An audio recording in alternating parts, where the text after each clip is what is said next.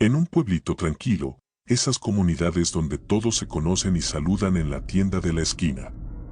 Pero, bueno, algo raro empezó a pasar.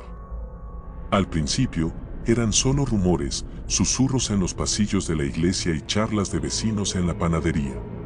Resulta que un grupo extraño empezó a reunirse en las afueras del pueblo. Gente vestida de negro con miradas fijas y un aire misterioso. Se decía que adoraban al diablo, sí, al mismísimo diablo. Al principio, todos pensaban que era solo un chisme, pero conforme pasaba el tiempo, las cosas se pusieron raras. Aquellos adoradores del diablo se reunían en una vieja cabaña en el bosque. Nadie sabía quién los lideraba, pero la sombra del culto se extendía por el pueblo como una nube oscura. Las noches se volvieron más inquietantes, con extraños murmullos y luces titilantes provenientes del bosque. Dicen que tenían rituales espeluznantes.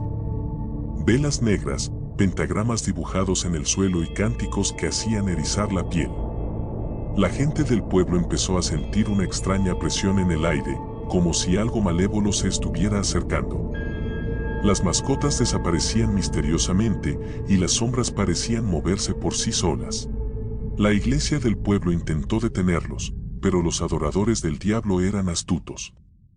Siempre un paso por delante. Las autoridades no sabían qué hacer y la atmósfera de miedo se apoderó de todos. La gente temía salir de sus casas cuando caía la noche.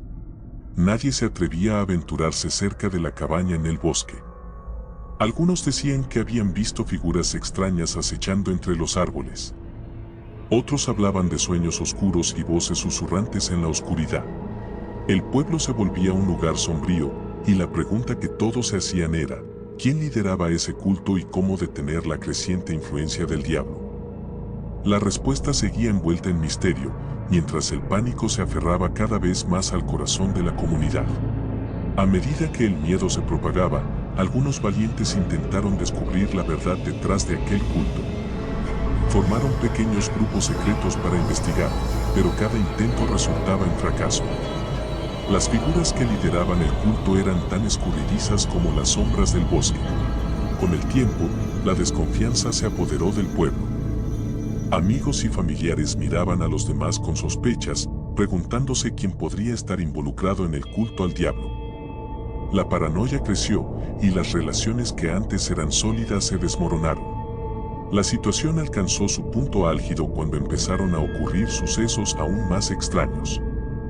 Luces extrañas iluminaban el cielo nocturno y algunos juraban haber visto criaturas extrañas acechando en las sombras.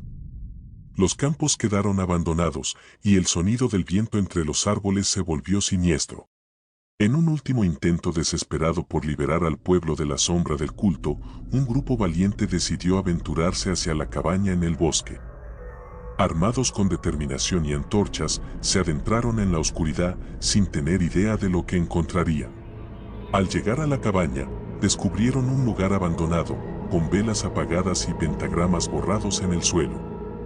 La evidencia de rituales pasados estaba allí, pero no había rastro de los adoradores del diablo.